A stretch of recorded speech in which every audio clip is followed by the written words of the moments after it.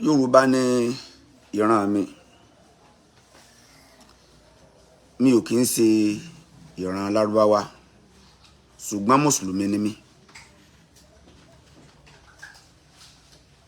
Àwọn ìran Lárúbáwá mọ́ra wọn,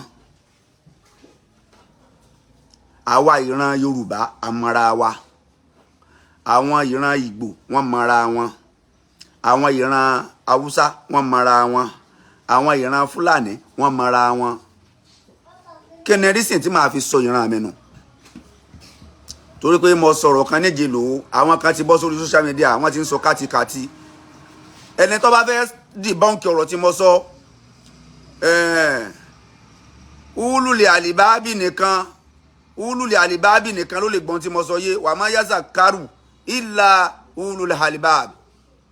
Ululẹ̀ àlìbábì nìkan ló lè gbọ́n tí mo sọ yé. Ẹni tó lọ́n bá fún ní làákàyè tó lè ronú jinlẹ̀. Yàtọ̀ sí ẹni tí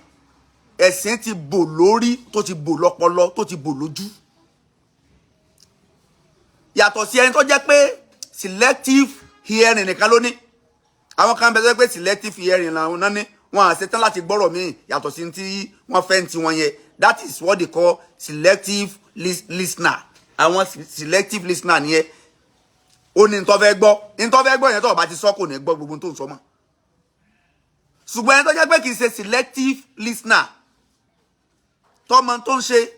tàbí tó fẹ́ gbọ́ òdodo ọ̀rọ̀ tàbí tó fẹ́ gbọ́ ọ̀rọ̀ míì lórí lẹ́nu ẹlòmíì tó náà fẹ́ ronú lórí ẹ̀, ó ní láti criticize. Àrídé wípé àwọn kan tún fi ọ̀rọ̀ yẹn ṣe útúbà, tí wọ́n lọ ń fi mí ṣe útúbà lọ́jọ́ Friday. Bí àbá kan ọ̀sọ̀ kan má para rẹ̀. Ọmọ Yorùbá ni mí, ìran Yorùbá ni mo ti jáde. Mi ò kì í ṣe ìran Lárúbáwá. Lárúbáwá náà ìṣe ìran Yorùbá. Torí pé Lárúbáwá ò ní sọ fún ọ pé ìran Yorùbá lòun. That is fact. Lárúbáwá kan ò ní sọ fún ọ pé ìran Yorùbá lòun. Yóò máa sọ fún ọ pé I'm an Arab. Lárúbáwá ò ní ntó ṣe Lárúbáwá tí ò fi lè claim pé ìran Yorùbá lòun. Iná ló ṣe mí náà, èmi náà ò lè claim pé ìran Lárúbáwá ni mí. Ṣùgbọ́n mùsùlùmí ni mí. Bí Lárúbáwá ṣe jẹ́ mùsùlùmí, torí pé Lárúbáwá kọ́ ló ní Islam, Ọlọ́run ló ní Islam, olólẹ́sìn. Ní tí mo sọ nìyẹn, fáàtì tí mo fẹ́ fàyọ nìyẹn. Ọlọ́run ló ní ẹ̀sìn, kì í ṣe ìran Lárúbáwá. Ọlọ́run ọkàn rán òjíṣẹ́ láàrin àwọn Lárúbáwá ni. Kò sí reason fún wa láti jẹ́ orúkọ Lárúbáwá. That is fact. If at all, tabala fẹ́ promote Islam, kì í ṣe orúkọ Lárúbáwá yẹn ló yẹ kó jẹ́ priority, ló yẹ kó ṣáájú orúkọ wa, ó ló yẹ kó kàn. Orúkọ tó jẹ́ orúkọ Yorùbá, ó ló yẹ kó ṣáájú. Nígbà tí àwọn tá jọ jẹ́ Yorùbá, tí wọ́n jẹ́ oníṣẹ̀ṣe, táwọn jẹ́ pé ẹ̀sìn traditionalist ni wọ́n, àwọn tó jẹ́ traditionalist, tàbí pé a ti ń jẹ́ orúkọ, a ti gbé orúkọ Lárúbáwá wọlé, a ti ń jẹ́ Abdulhamid, Abdulakeem, a ti ń jẹ́ bẹ́ẹ̀. Táwọn Christian náà dé, táwọn náà sọ pé àwọn fẹ́ ṣe dáadáa nílẹ̀ yìí ní Áfíríkà, àwọn mú nǹkan gidi wá fún Áfíríkà, táwọn náà ní káwọn èèyàn máa change orúkọ, ká máa jẹ́ John, Joseph. So àwọn tí wọ́n jẹ́ bàbá wa náà látijọ́, àwọn náà wá òpè ẹ̀yìn lẹ́ẹ̀gbọ́n, ẹ̀yin ọmọ wa náà, táwọn náà bá ti ń bímọ, ẹjọ́ ọmọ jẹ́ Ifágbèmí, Ṣàngódé yìí, Ọ̀ṣánbùnmi, báwọn náà ṣe ń sọ, bọ́ ṣe ń sọ orúkọ. Mo wá ń sọ pé tí mo ń sọ tó jẹ́ ń sọ pé àwọn tí wọ́n mú ẹ̀sìn wá, both Christian and Islamic, tó jẹ́ ń sọ pé wọ́n fi kó wa lẹ́rú ojú pé gbogbo ààyè, gbogbo ìlú tí àwọn kan bá ti mú oríire kan lọ síbẹ̀, tó bá ti ń jẹ́ pé oríire yẹn wọ́n ń gbà kan, wọ́n gba gbogbo ohun tí wọ́n ní lọ́wọ́ wọn, wọ́n wá gbé tí wọ́n lé wọn lọ́wọ́. It's a slavery method ni. Slavery method ni. Google fún, search fún, ṣèwádìí lórí ẹ̀.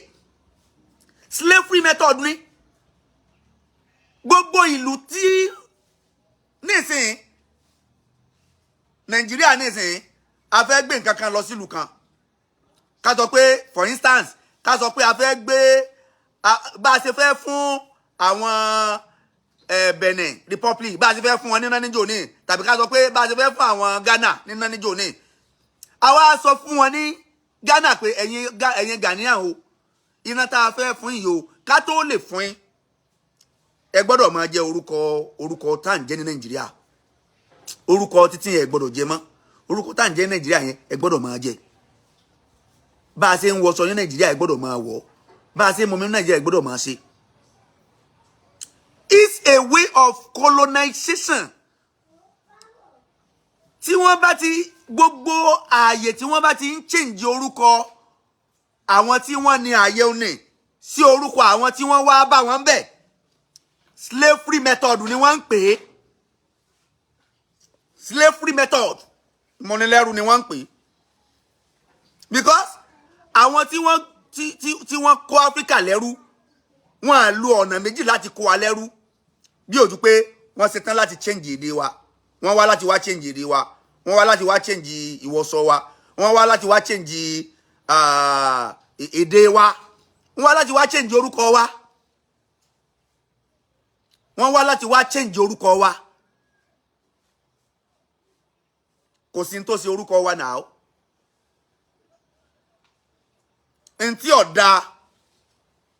ntí ọ̀dà tí òṣèlá Muhammad bá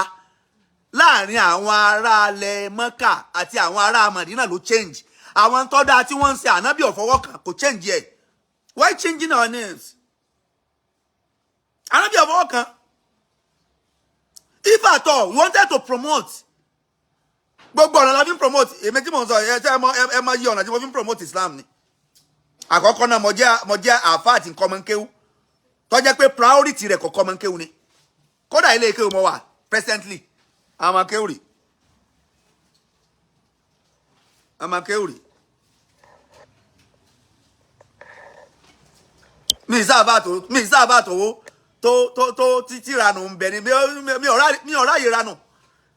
gbogbo tí mo ń ṣe láyé kéwú kíkọ́ mọ kò lè kó nínú ọ̀rọ̀ mi ṣùgbọ́n àwọn fact kan bẹ tó yẹ pé a ní láti jọ jókòó káwò critically àwọn kankan ti ṣẹlẹ̀ tó yẹ pé ó ti ṣẹlẹ̀ ó ti lọ ó ti ṣẹlẹ̀ lórí títí wa ó ti ṣẹlẹ̀ lórí àwọn tó ṣáájú wa ṣùgbọ́n àwọn tó ń bọ̀ kò yẹ kó ṣẹlẹ̀ lórí wọn mọ́ àwọn tó ń bọ̀ kò yẹ kó ṣẹlẹ̀ lórí wọn mọ́ ó ní kíni àwọn tó jẹ́ táwa náà lè fi máa promote bí Lárúbáwá ṣe jẹ́ pé gbogbo àìtàn bá dé wọ́n gbé ẹ̀sìn wọ́n gbé àṣà aláṣà kankan ka orí ju àṣà titi wọn lọ nǹkan dá nínú àṣà tó jẹ́ titi Yorùbá ó nìkan la lè yọ kúrò láàní ṣe àṣà tí ọ̀dà tó lè tako tó lè ba Islam jẹ́ mọ́ wa lọ́wọ́ láàní ṣe ṣùgbọ́n tí ó ba Islam jẹ́ sórúkọ wa ba Islam jẹ́ ni mò ń jẹ́ Àmàfẹ́ Ọládọ́gba ẹlòmíín jẹ́ Àlàní ẹlòmíín jẹ́ Àṣàkẹ́ ẹlòmíín jẹ́ Àmàkẹ́ ẹlòmíín jẹ́ Àkànkẹ́ láwọn tán jóbìnrin àwọn orúkọ yìí kí ni tó fi tako Islam ó lọ ẹ̀kọ́ ṣáájú orúkọ tó jẹ́ orúkọ mùsùlùmí ó lọ yẹ kó wà lẹ́yìn kọkàn ìfà lọ tó bá jẹ́ pé lóòótọ́ afẹ́ lò pé kán lè mọ̀ pé mùsùlùmí ni wá tí n bá bí mo ṣe ń jẹ́ Ọ̀jẹ̀níyì Akeem ni mò ń jẹ́ bẹ́ẹ̀ family name wa is Ọ̀jẹ̀níyì mo ṣe ń jẹ́ Ọ̀jẹ̀níyì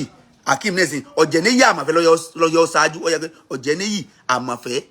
irú ọ̀jẹ̀ yẹn nísìn yìí wọ́n á ti mọ̀ pé inú ilé wọn o eléegun náà ń ṣe mẹ́tẹ̀lẹ́ o ṣùgbọ́n nísìn Ọlọ́run ti yí eléyìí Ọlọ́run ti sọ eléyìí di mùsùlùmí that is our family names Ọ̀jẹ̀níyì Akeem wa tẹ̀lé kì í sí Akeem lọ́yẹ kọ́ tẹ̀lé ní tí mo sọ fáàtì tí mo fẹ́ káwọn èèyàn kan rí ń bẹ̀ nìyẹn mo dẹ̀ fẹ́ fìdí ẹ̀ múlẹ̀ ìdí tí tí orúkọ mùsùlùmí ṣáájú tó fi ń create enmity fún wa nílẹ̀ Yorùbá weapon ló jẹ́ láàrin àwa ìran ọmọ káàró òjìrì ọmọ Yorùbá weapon tá a fi ń jara wa lógun Islamic name òun ló yẹ kó sì kẹta tó yẹ kó wà number 3 Ọ̀jẹ̀níyì Àmàfẹ́ Ọládọ́gba Akeem bó sì yẹ kó jẹ́ nìyẹn for me lọ́dọ̀ ti tèmi o lọ́dọ̀ ti tèmi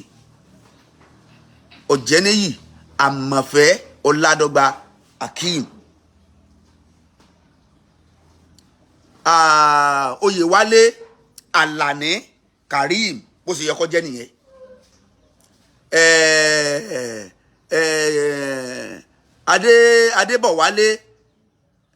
Adébọ̀wálé Àkànmọ́ Rohim orúkọ Islamic names òun ló yẹ kí ó kẹ́yìn. Orúkọ tó jẹ́ tiwantiwa yẹn ló yẹ kó ṣáájú. In a way of promoting our heritage and culture. In a way of promoting our heritage and culture. Ìyẹn ò ní kankan ṣe pẹ̀lú ẹ̀sìn, pẹ̀lú kò yọ wá kúrò nínú Islam. Nǹkan ẹyọ kan ló sọ wá di Mùsùlùmí, ó náà ní kalimatu shahada. Kalimatu shahada ló sọ gbogbo ẹni tó bá di Mùsùlùmí lénìí, tí ó bá ti nígbàgbọ́ nínú kalimatu shahada, kò kì í ṣe Mùsùlùmí. Wà á kó tó lè di Mùsùlùmí, kó tó lè máa bá wa ṣe kankan nínú ẹ̀sìn, wà á kọ́kọ́ máa nígbàgbọ́ nínú kalimatu shahada, wà á dẹ̀ pé.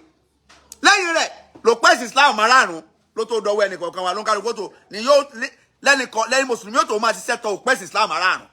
Kalimatu shahada yẹn orúkọ tí wọ́n tá a fẹ́ jẹ́ yẹn orúkọ tá a gbé sórí yẹn kọ́ ni ó máa lọ orúkọ ni ó máa wà lìjánà. Kéèyàn máa jábìlì Akímù nìkan wà lìjánà, kọ́ máa jábìlì Ibrahim nìkan wà lìjánà, kọ́ máa jábìlì Ayọ̀ nìkan wà lìjánà. Kéèyàn sì máa jẹ́ àmọ̀fẹ́ kò ní kọ́ máa wọ̀yọ àlìjánà, kò ní kọ́ wọná. Kí n máa jẹ́ Ọládọ́gba mi kò ní kí n wọná.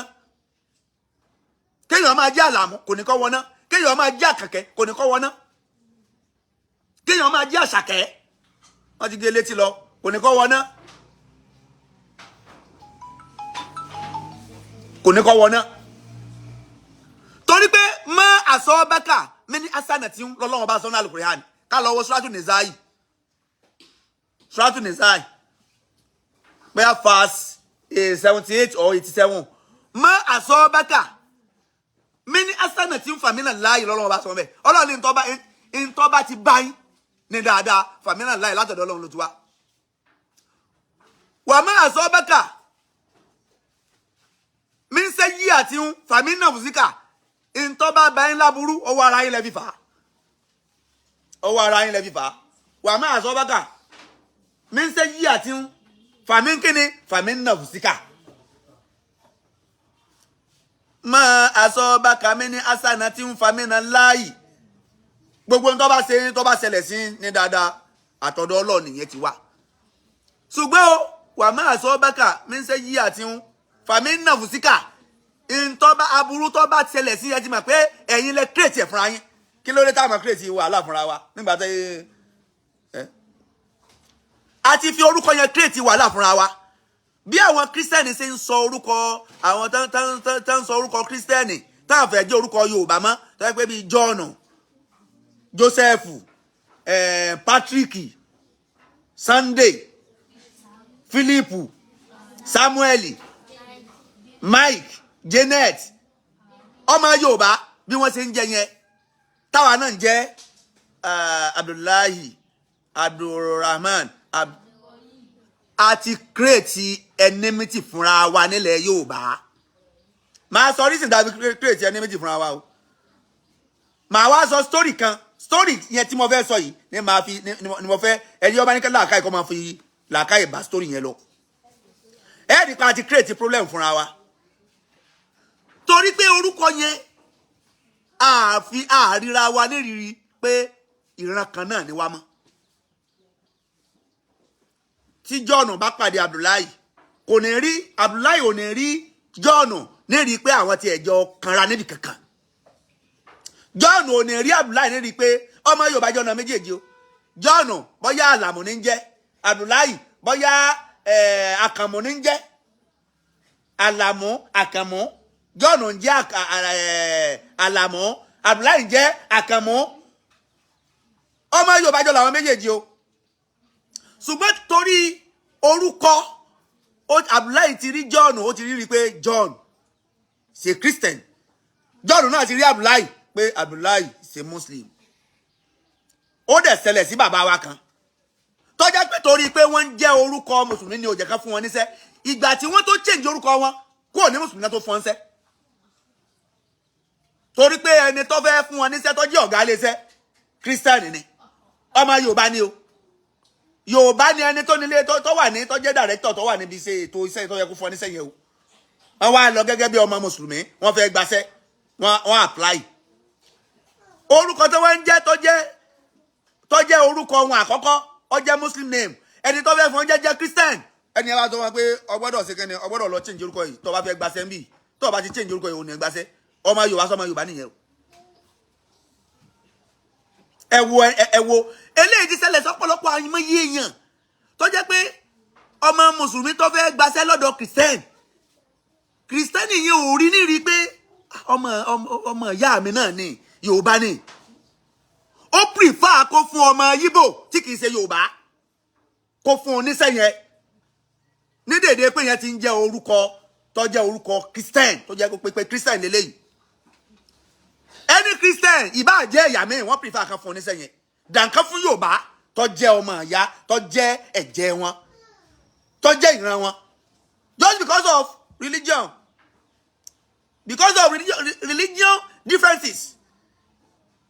religion differences ó ti create lọ́jọ́ sọ pé àwọn tí wọ́n mú ẹ̀sìn wá fún wa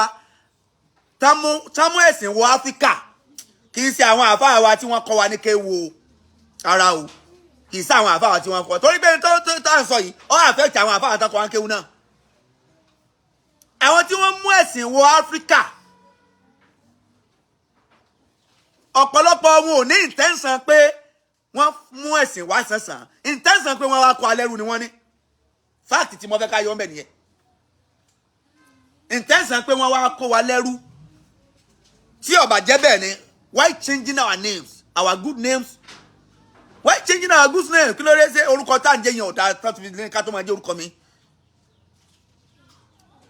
tó bá jẹ́ pé láti promote ẹ̀sìn ni àwọn ọ̀nà tá a lè fi promote ẹ̀sìn ọ̀pọ̀ down ká change orúkọ fún wa ká ní ká máa change orúkọ àwọn ọ̀nà tá a lè fi promote ẹ̀sìn pọ̀ down ká sọ ká máa change orúkọ gbogbo tá a bá ti gbé fún ìran tá a bá ti sọ pé ká change orúkọ slavery ni it's a slavery method ni kí n fẹ́ gbàyàn sí sẹ́nẹ̀sì kí wọ́n sọ wọn pé ẹni irú ọmọ eléyìí ní ìsìn yìí Muhammadu Jamiu ọkọ fẹ́ gbaṣẹ́ lọ́dọ̀ mi wọ́n sọ pé iṣẹ́ tó fẹ́ gbà lọ́dọ̀ mi yìí o aṣọ tí mo kó fún yín lọ gbọ́dọ̀ máa wọ̀ ọ gbọ́dọ̀ wọ̀ sọ mí mọ́ lẹ́yìn aṣọ tí mo kó fún ọ yìí oúnjẹ tí mo bá dẹ̀ fún ẹ jẹ lọ gbọ́dọ̀ máa jẹ oúnjẹ tí mo tèmi gangan bá ń jẹ ọ gbọ́dọ̀ jẹ ń jẹ mí nù lè sẹ́yìn ju oúnjẹ tèmi gangan máa ń jẹ lọ irú aṣọ tí mo sì máa wọ̀ lọ gbọ́dọ̀ máa wọ̀ ọ gbọ́dọ̀ wọ aṣọ míì yàtọ̀ sí irú aṣọ tí mo máa wọ̀ lẹ́yìn rẹ̀ èdè tí mo wá ń sọ yìí lọ gbọ́dọ̀ máa sọ tó o bá mọ ọkọ o ọ gbọ́dọ̀ lọ ọkọ ẹni tí mo fẹ́ gbà síṣẹ́ nìyẹn o mo fẹ́ gbà yàn síṣẹ́ mo wá ń sọ fún un bá ń pé irú aṣọ tí mo máa wọ̀ lọ gbọ́dọ̀ máa wọ̀ o irú oúnjẹ tí mo máa jẹ lọ gbọ́dọ̀ máa jẹ èdè tí mò ń sọ yìí lọ gbọ́dọ̀ máa sọ ń bí o ọ gbọ́dọ̀ sọ èdè kẹ́kẹ́ ìfẹ́ gbọ́ èdè kẹ́kẹ́ lẹ́yìn èdè tí mò ń sọ yìí kí nìyẹn that is slavery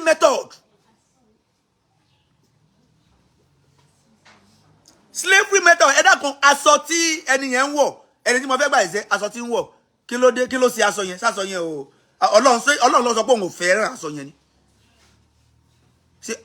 èdè tí ń sọ yẹn sọ́lọ́run ló sọ pé òun ò fẹ́ ni sọ́lọ́run ló sọ pé òun ò fẹ́ ni orúkọ tá à ń jẹ́ yẹn àwọn orúkọ tá à ń jẹ́ sọ́lọ́run ló sọ pé òun ò fẹ́ ni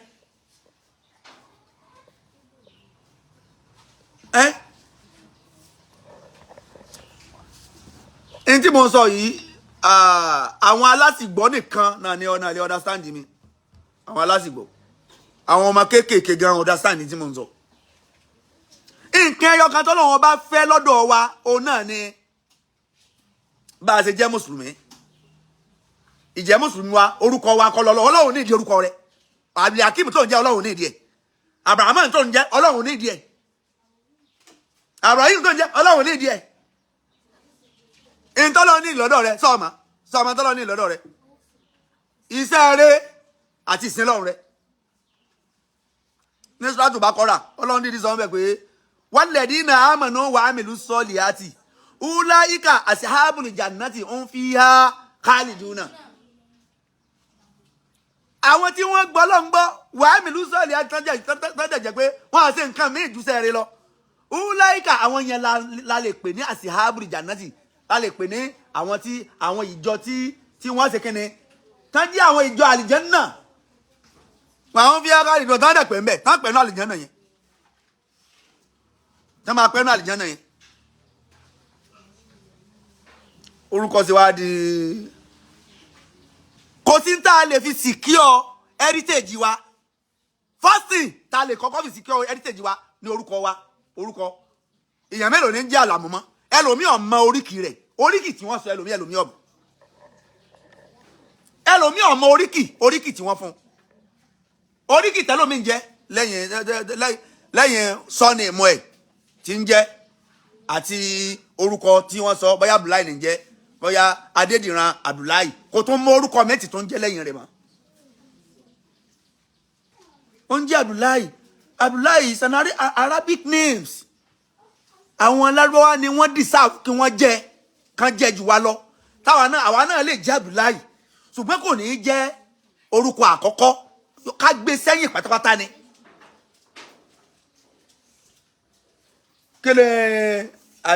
kíni tó ń jẹ́ orúkọ àbísọ rẹ̀ Àkàndé Abdulsalam àbí bó ṣe ń jẹ yẹn ó wá jẹ́ Abdulsalam Àkàndé ó wá ṣẹ̀ṣẹ̀ gbé Abdulsalam sẹ́yìn Abdelil ṣe bá jẹ́ Abdelil ló jẹ́ Abdelil yes Abdelil Àkàndé Abdulsalam gbogbo bí ọba jẹ́ bá kọ́kọ́ béèrè pé kí lórúkọ rẹ̀ tán béèrè sọ ní ìmú ẹ nítorí gbọ́dọ̀ kọ́kọ́ sọ fún ni pé Àkàndé ni orúkọ mi ní Àkàndé o ní ìdí káyọ̀tẹ̀ bí ọ léèrè pé ṣé Yorùbá ni ọ àbí Haúsá o ní ìdí káyọ̀tẹ̀ bí ọ léèrè pé ṣé Lárúbáwá ni ọ ni àbí Yorùbá orúkọ rẹ̀ tó kọ́kọ́ dáhùn ni wọ́n ti mọ̀ pé ọmọ Yorùbá lélẹ́yìí orúkọ wọn yìí o ní ìdí káyọ̀tẹ̀ mọ́ you owe nobody explanation pẹ̀lú orúkọ tó ń jẹ́ pẹ̀lú ìran tó ti wá orúkọ tó dáhùn ni wọ́n ti mọ̀ pé ọmọ Yorùbá àtàtà lélẹ́yìí they are what is your name tàbí kí Lárúbáwá gan bí ọ léèrè kí gan pé maismok wọ́n kàn pé Àná Àkàndé Lárúbáwá sọ fún wọn pé Àkàndé ó lè mọ bí wọ́n pé máàna Àkàndé kí ni túmọ̀ Àkàndé máàna Àkàndé wọ́n lọ́wọ́ àmọ́ sọ túmọ̀ Àkàndé fún wọn.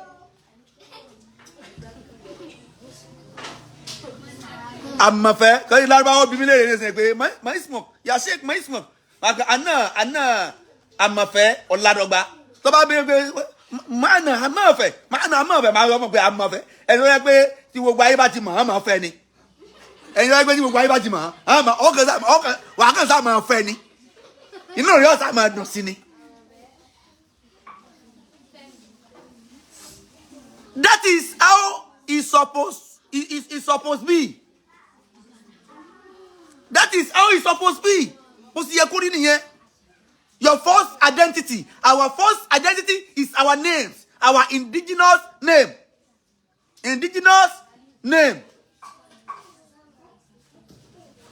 Our indigenous name. Kan wá ń jáde sórí YouTube. Ṣẹ̀sìn tó mi. Gbogbo ẹ̀yin tẹ́ jáde tẹ́ ń ṣe YouTube yẹn. Ṣẹ̀sìn tó mi. Ìgbìyànjú tá a ti ń ṣe lójú ọ̀nà Ọlọ́run lẹ́yìn tẹ́ wà ní múbàrí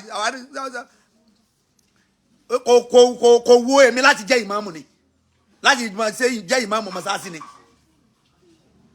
mo ní mọ́sáàsì tí mo kọ́ fúnra mi àwọn ọmọ akéwì mi náà kírun bẹ́ẹ̀ wọ́n á bọ́ sórí YouTube àwọn ṣe YouTube against pé àfa Akeem yẹn ọ̀rọ̀ tó sọ ọ̀rọ̀ owó ni mo sọ ẹ̀yin ní kẹ́ ló làákà ẹ̀yin kẹ́ dàjẹ́ sí tí mo sọ pé orúkọ wa kò ní kankan ṣe pẹ̀lú ẹ̀sìn tá à ń ṣe kò affect ẹ̀sìn wa. A kàn tó ń fi orúkọ yẹn gbogbo àwọn nǹkan yẹn a kàn fi ń create enmity ni. Tí àwọn ọba máa jẹ́ Abdullahi Abdulrahman tá a máa sọ tí ó jẹ́ pé kì í sọ orúkọ yẹn là ń jẹ́ tí àwọn Christian náà máa jẹ́ tá a máa jẹ́ Joseph Mike Isaac John Ethel àbíkẹ́lẹ́ pé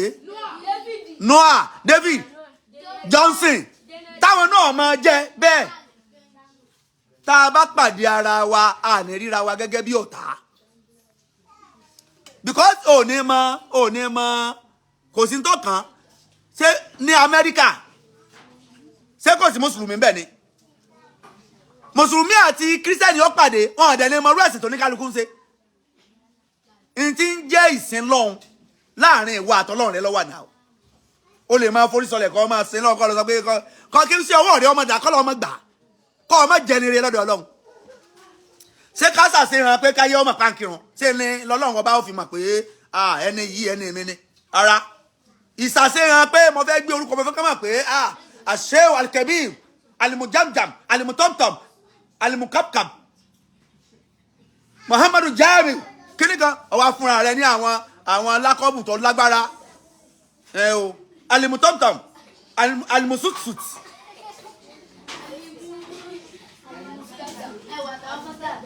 alimufanta alimucoke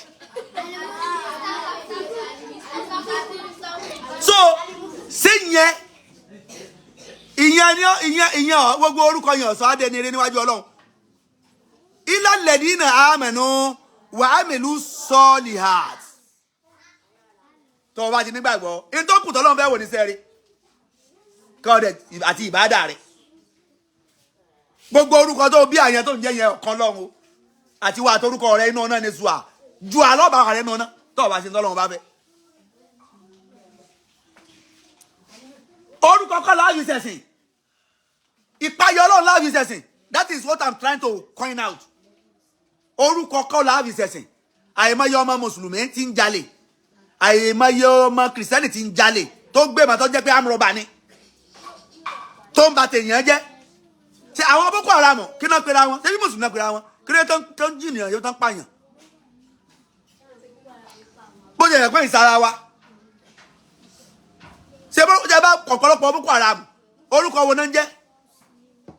ọ̀pọ̀lọpọ̀ Boko Haram orúkọ wo náà ń jẹ́ orúkọ Islam ni wọ́n ń jẹ́ náà o so kásọ ṣe Boko Haram wà lìjàn náà ṣé Boko Haram wà lìjàn náà ṣé bandit wà lìjàn náà torí ọ̀pọ̀lọpọ̀ majority gbogbo Boko Haram gbogbo àwọn tí wọ́n pe àwọn ní Boko Haram mùsùlùmí orúkọ mùsùlùmí ni wọ́n ń jẹ́ ṣé Boko Haram wà lìjàn náà ṣé bandit wà lìjàn náà tá a bá wá rẹ̀ tí ó jẹ́ orúkọ mùsùlùmí tí ó jẹ́ orúkọ tí ó jẹ́ Arabic name tí ó jẹ́ Arabic name tí ó jẹ́ Abdullahi Abrahman abukene kan tó ń jẹ́ Alamu tó ń sin lọ́n déédéé tí sì ń ṣiṣẹ́ rí wàá sọ fún mi pé irú ẹni yóò ní wà lìjàn náà kúrò lórí ẹ̀ tí wàá sọ fún mi pé ẹni yóò ní wà lìjàn náà yóò wọbẹ̀ yóò tún kó àwọn èèyàn wọbẹ̀ ọmọ àwọ àlìjánà yóò tún kódà Ọlọ́run tún kọ́lé fún àlìjánà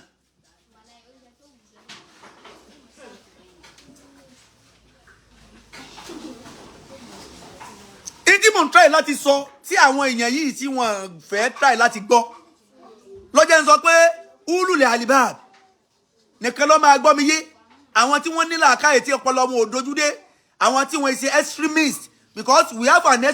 extremist in everything we do. In everything we do, we have an extremist. Àwọn aláṣejù. Ní gbogbo àyè náà máa wà. In Christianity, we have an extremist. In Islam, we have an extremist. Tó yẹ pé ẹ̀sìn ti bu ọpọlọ wọn mọ́lẹ̀. Wọ́n á rò nǹkan kan ju ọ̀rọ̀ ẹ̀sìn lọ mọ́. Kódà ẹ̀sìn ti affect inú ilé wọn. Ẹ̀sìn affect iṣẹ́ wọn. Wọ́n á ṣetán láti ṣiṣẹ́ ju kan ṣáájú kò mọ̀ sáàsì lọ. Wọ́n á ṣetán láti ṣe nǹkan kan mìíràn ju ọ̀rọ̀ ẹ̀sìn lọ. Débi pé wọ́n ṣẹ̀sìn títí wọ́n á rí ìyàwó wọn ọlọ́kadà ní báyàwó ẹlòmíì sùn ọlọ́kadà. Wọ́n ẹ̀sìn náà láwọn ṣe ó ti dẹ̀sìn kìí ṣẹ̀sìn nìyẹn o ṣùgbọ́n ẹ̀sìn lójú ara wọn wọ́n gbé ẹ̀sìn yẹn rù débi pé wọ́n àráàyè tọ́mọ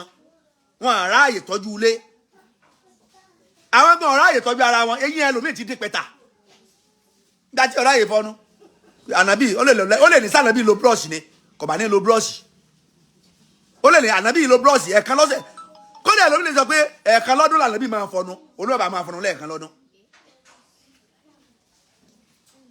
We have an extremist in everything we do. So,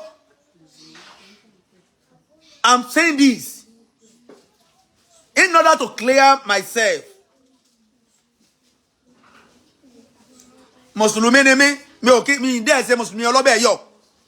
Mùsùlùmí tó dẹ̀ mọ̀ tó ń ṣe ni. I know what I'm doing. Mùsùlùmí tó máa tó ń ṣe ni. Mi ò ṣe mùsùlùmí ọlọ́bẹ̀ yọ. Bọ́wọ́ mi ṣe dító.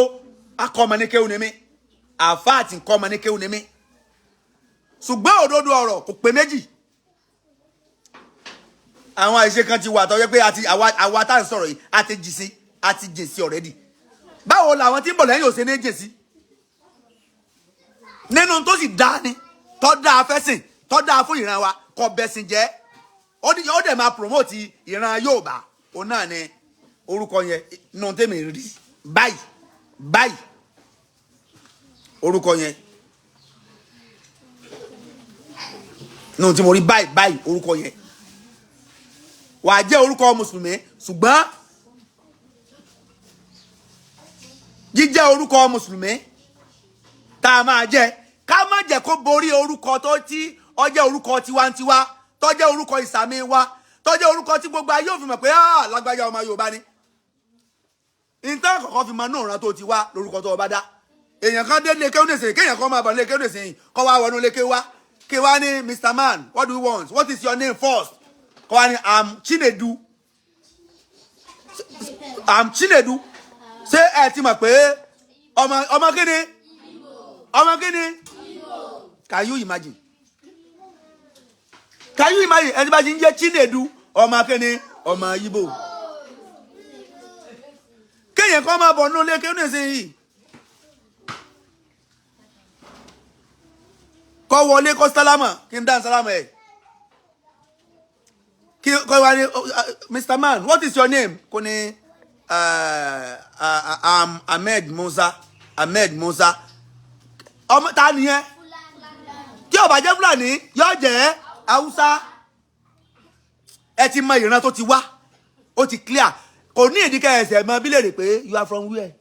Àbí tẹ́ bá fẹ́ clear tẹ́ bá fẹ́ mọ̀ bóyá Haúsá ni tàbí Fúlàní lókù. Ẹ ti mọ̀ pé kódà nínú rírí wíwọṣọ rẹ̀ gan ẹ ti mọ̀ pé Fúlàní lé. Torí pé àwọn Fúlàní àti Haúsá àwọn ò kì í ṣe àṣejù báwa ṣe máa ń ṣe. Yorùbá àfàwọn tí ó bá gbélé tó yẹ pé láti kékeré náà ti kúrò nílùú.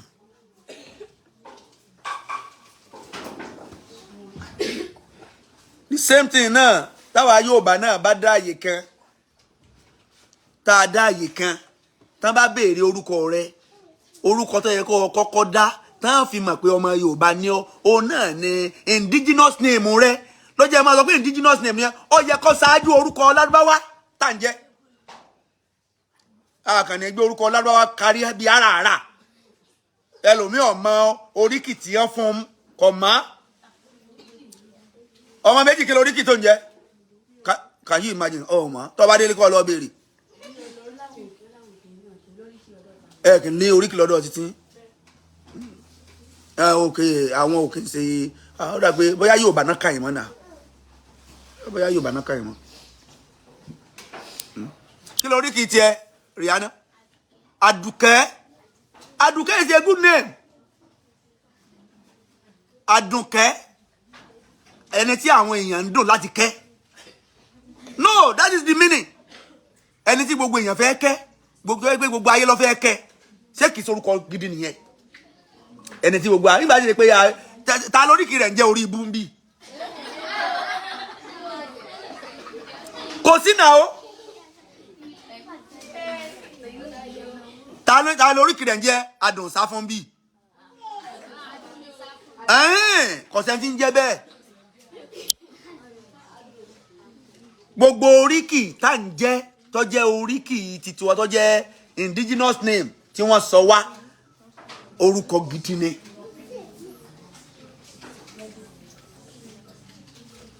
Orúkọ gidi ni.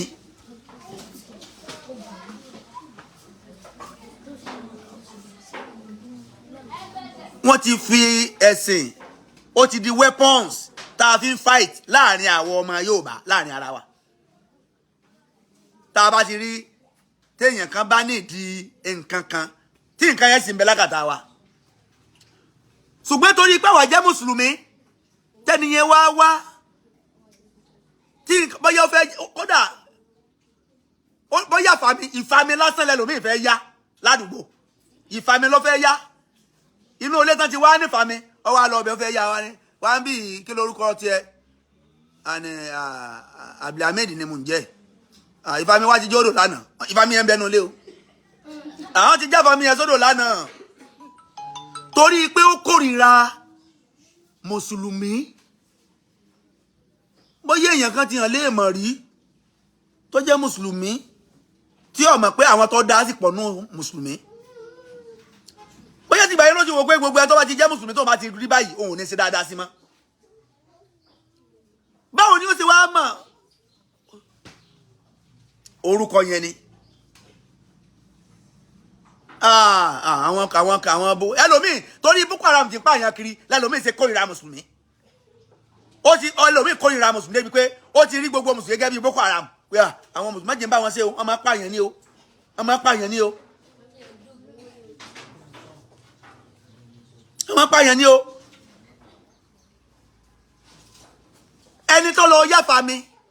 Yorùbá ní o àkànmú ní jẹ́ o ẹni tí wọ́n fẹ́ yáfa mi lọ́wọ́ rẹ̀ ó ń jẹ́ Àdùkẹ́ kí náà méjèèjì ọmọ sí ìsọ ọmọ Yorùbá náà méjèèjì ẹ wo ọ̀tá tí wọ́n fi ẹ wo ìnira tí wọ́n fi kanra wọn lọ́mọ Yorùbá sọ́mọ Yorùbá ọmọ Yorùbá sọ́mọ Yorùbá ò ṣàǹfààní fúnra wọn mọ́ látara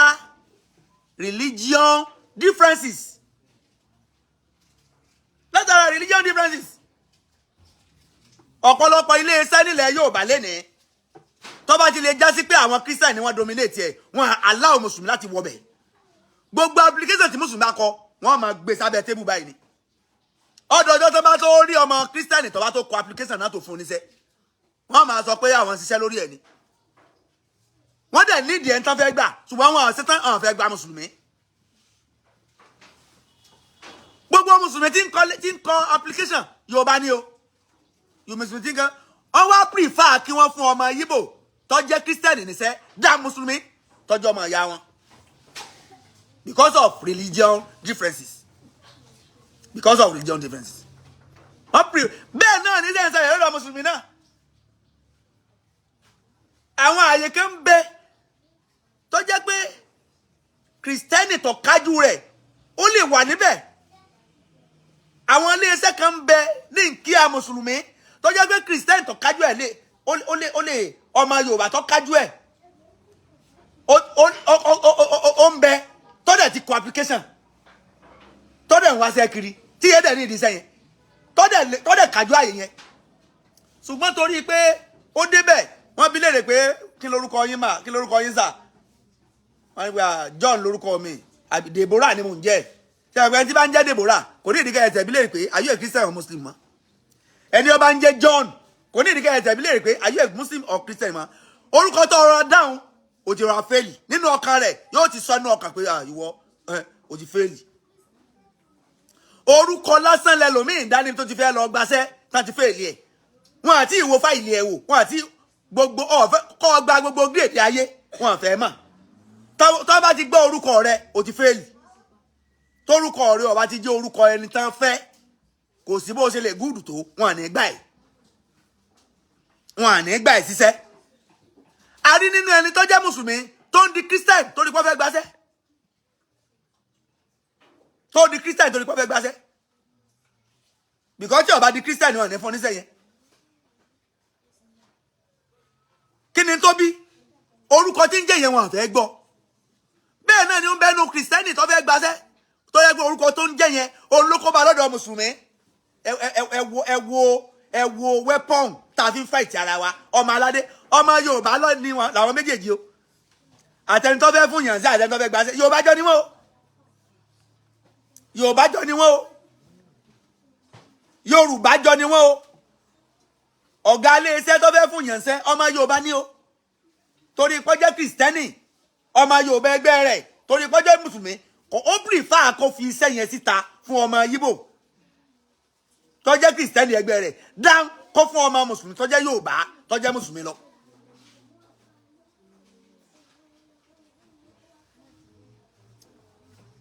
lọ́jọ́ ń sọ pé ẹ̀sìn wọn mú wá gẹ́gẹ́ bí ànábì ṣe mú ẹ̀sìn wá kọ́ ni wọ́n ṣe mú ẹ̀sìn wá fún wa tó bá jẹ́ pé bá nàbí ṣe mẹ́sìn wà fún wa ni wàláì gbogbo ayé ọmọ gbádùn ni gbogbo ilẹ̀ Yorùbá ọmọ gbádùn ni ṣùgbọ́n kì í ṣe bá nàbí ṣe mẹ́sìn wà fún wa ni wọ́n ṣe gbé wá fún wa ọ̀tọ̀ ni ojú tí ànábì fi gbé ẹ̀sìn wá òdìkejì rẹ̀ ni wọ́n introduce sí wa tí ó bá jẹ́ bẹ́ẹ̀ ni ẹ wo social media lẹ́ni ẹ wo jà lọ́tún lọ́sì ẹ wo wàhálà àwa alálùsúnà àwa ni oníbídíà àwa ni oníkíní kan ẹ wo wàhálà sọyẹ ó rí bẹ́ẹ̀ sọyẹ kó rí bẹ́ẹ̀ ṣe ànábì ló ní ká máa bára wa wàhálà káwọn kan ríra wọn gẹ́gẹ́ bí onísúnà káwọn kan ríra wọn gẹ́gẹ́ bí oníbídíà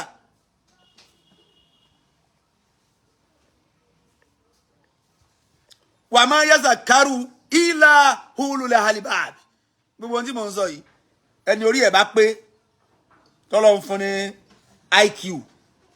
intelligent quotient náà ń pè ní IQ I means intelligent Q means quotient ẹni Ọlọ́run bá fún onìkan ló máa jókòó tó máa ronú lórí tí mo sọ lórí àwọn tí mo sọ ṣùgbọ́n ẹni tó bá jẹ́ pé ẹ̀sìn ti bu ọpọlọ rẹ̀ mọ́lẹ̀ kò ronú kankan mi èèyàn kan ti ẹ̀ mẹ́sẹ́jì mi láàárọ̀ yìí wọ́n sọ pé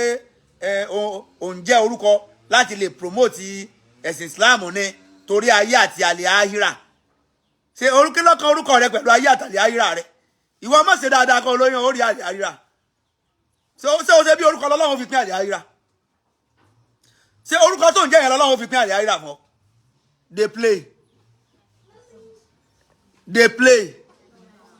eh?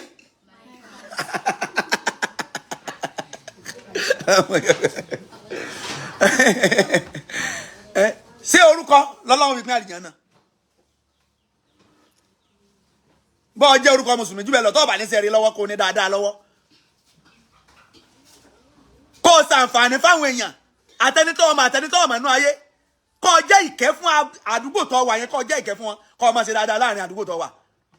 kó má segregate kó má discriminate kó má ṣe dáadáa sí àtẹrú àtọmọ àtẹ̀yàn gidi àtẹ̀ntísẹ̀ yẹn gidi kó má ṣe dáadáa sí wọn ìyẹn ló fi wà lìjẹ́ náà lẹ́yìn yẹn wà wá mójútó ẹ̀sìn wà á máa ṣe ìbádà wà á máa kírun òpó ẹ̀sìn Islam márùn-ún wà á gbámú orúkọ tá à ń jẹ́ yẹn kọ́ lọ́ máa mú ọ̀wà lìjẹ́ náà o ọ̀rọ̀ orúkọ kọ́ lọ́ ń sọ ọ̀rọ̀ orúkọ kọ́ là ń sọ o torí ìdí eléyìí ẹ̀yin ọmọ ìyá mi nínú ẹ̀sìn àtẹ̀yin ọmọ ìyá mi nílẹ̀ Yorùbá let us be wise be yourself let us be ourselves Yoruba people let us be ourselves ẹja jẹ́ orúkọ tiwantiwa tó jẹ́ orúkọ tó dáa orúkọ tiwantiwa yẹn ló yẹ kó máa ṣáájú orúkọ tó jẹ́ títí mùsùlùmí tá à ń jẹ́ yẹn ló yẹ kó kẹ́yìn àwọn àgbẹ̀ orúkọ mùsùlùmí tó bá dọjọ́ ọkọ ọmọ tá a bá tó wá ń sọ orúkọ ọmọ á tún wá máa sọ fún àwọn ìyá ọmọ pé Abdullahi tá a sọ ọmọ yẹn ní kẹ́ tẹ̀ mọ́ lára o ẹ má pe ọmọ yìí ní àlàmú o ẹ má tẹ àlàmú mọ́ lára o ẹ má tẹ àkànkẹ́ mọ́ lára o ẹ má tẹ àṣàkẹ́ mọ́ lára o ẹ má tẹ àmàfẹ́ mọ́ lára o orúkọ Abdullahi tá a sọ yẹn ní kẹ́ tẹ̀ mọ́ lára o which is not supposed to be. When they call you Abdullahi, you are promoting an Arabic culture. You are promoting an Arab. On promote Lárúbáwá ní gbogbo ibi tó bá dé ni.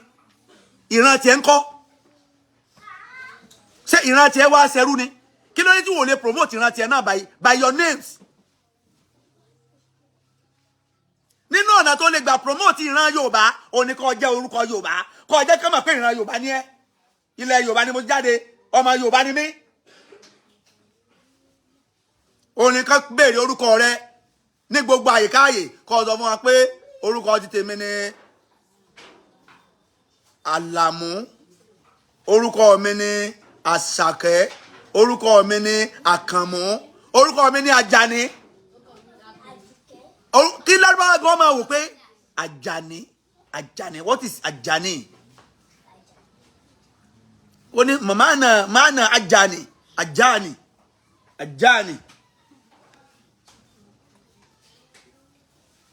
Kí lórúkọ tí wọ́n jẹ́? gbogbo yín tẹ́ bá ti dé lé ní ẹ lọ béèrè orúkọ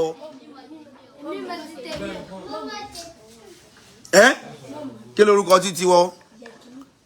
orúkọ mùsùlùmí orúkọ lárúbáwá ni yẹkínì orúkọ mi tó ń jẹ́ lẹ́yìn yẹkínì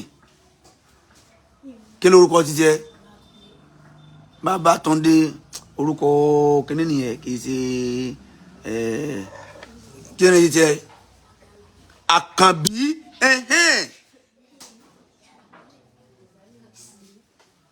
Àkànbí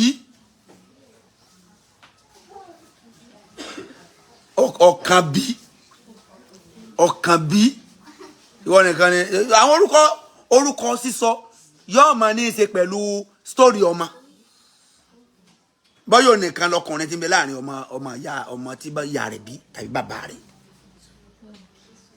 tó bá jẹ́ pé ọkùnrin pọ̀ láàrin ọmọ bàbá rẹ̀ a jẹ́ pé láàrin ọmọ màmá ọkùnrin mélòó màmá rẹ̀ bí ẹyọ lójú ọmọ jẹ́ Ọ̀kànbí nítorí ọmọ jẹ́ Ọ̀kànbí nù Ìṣọ̀lá àwọn orúkọ gidi nìyẹn Ọ̀kànbí Ìṣọ̀lá Àjàní Àdùnfẹ́ Àkànkẹ́ Àmọ̀kẹ́ Àṣàní Àmọ̀fẹ́ Àbẹ̀fẹ́ Àdìó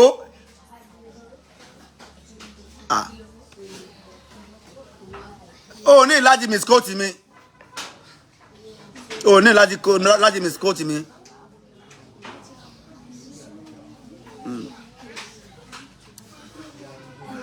ẹ̀yin tẹ́ jáde tẹ́ ìmọ̀ ní kẹ́ fi sọ̀rọ̀ ibo lọ́lọ́run ti sọ́nà Al-Qur'ani pé tá a bá ti jẹ́ orúkọ mùsùlùmí àní wà lìjánà àwọn tí wọ́n ní ká máa jẹ́ orúkọ ká máa change orúkọ ká máa jẹ́ kò necessary kì í ṣe orúkọ Islam tá a bá ń jẹ́ yẹn lọ́ máa mú àwọn àlìjánà àárín ìwà àtọ́lọ́ ni kọ́dán bóòlù ó ti fẹ́ bọ́lọ́run pàdé dáadáa bóòlù ó ti fẹ́ ṣiṣẹ́ rẹ̀ bóòlù ó ṣe rí ìbádà ṣe ìjọsìn láàrin ìwà àtọ́lọ́run àti iṣẹ́ rẹ̀ tọ́lọ́run fẹ́ wò nìyẹn ọ̀rọ̀ orúkọ kọ́ ìntànàbí wàá fi kọ́ àwọn èèyàn nìyẹn kì í sorúkọ sallallahu alaihi wasallam orúkọ kọ́ àwọn orúkọ táwọn èèyàn bá ń jẹ́ tí ọ̀bá dáa lànàbí change kì í ṣe bí orúkọ wa nílẹ̀ Yorùbá kò yẹ kí wọ́n tọwọ́ bọ orúkọ tá à ń jẹ́ nílẹ̀ Yorùbá rárá kò yẹ kí wọ́n tọwọ́ bọ irú ẹni tí wọ́n ń jẹ́ irú àwọn tó ń jẹ́ Ifágbèmí Ṣàngódé yìí ṣé nígbà táwọn náà ń jẹ́ tá à ń jẹ́ Abdul táwọn kan náà ń jẹ́ John Mike làwọn náà fi wò pé káwọn náà máa sọ ọmọ ní Ifágbèmí Ṣàngódé yìí Ọ̀ṣọ́bọ̀mí ó ní náà general name for Yorùbá for indigenous Yorùbás is Àkànmú Àlàmú kò ní í ṣe pẹ̀lú ẹbọ kò ní í ṣe pẹ̀lú òòṣà kò ní í ṣe pẹ̀lú òòṣà kẹ̀kẹ́ Àmọ̀fẹ́ Àdùnfẹ́ Àjàní Àlàmú làkọ para òwe ẹni bá ti ń jẹ́ Àlàmú á ní Àlàmú làkọ para so that is just it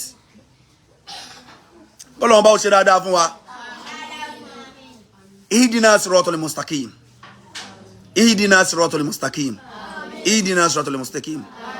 man yadi Allah fa wal muhtadi ẹni tó bá mọ̀nà Ọlọ́run ló fi mọ̀nà o kọ́lọ́run bá wọn má sọ wá nù kọ́lọ́run má sọ wá nù kọ́lọ́run má sọ wá nù kọ́lọ́run wá jẹ́ ká bá dáadáa Ọlọ́run jẹ́ ká rí iṣẹ́ rẹ̀ iṣẹ́ rẹ̀ tó iṣẹ́ rẹ̀ tí náà rẹ̀ ó dùn sí jùlọ Olúwa jẹ́ á lè máa ṣe o Al-Fatiha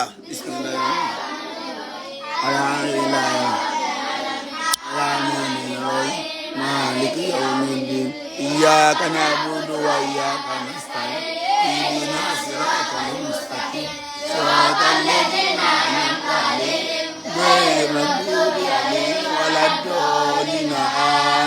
amin amin subhana rabbika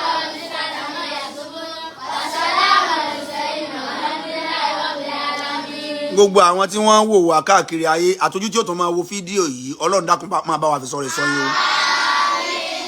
Olúwa máa bá wa dúró tì í o Olúwa má pa kádàrá yín dàsá ìdá o Olúwa jẹ́ máa bá gbà mú ni o kó sì máa yí àwa náà sá ìgbà tá a bá tún pàdé ká pàdé pẹ̀lú àlùbáríkà àti dáadáa Al-Fatiha.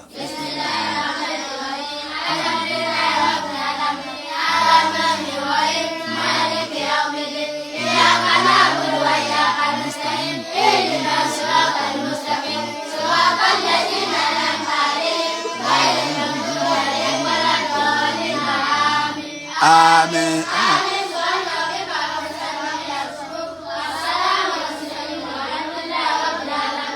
Ma assalam.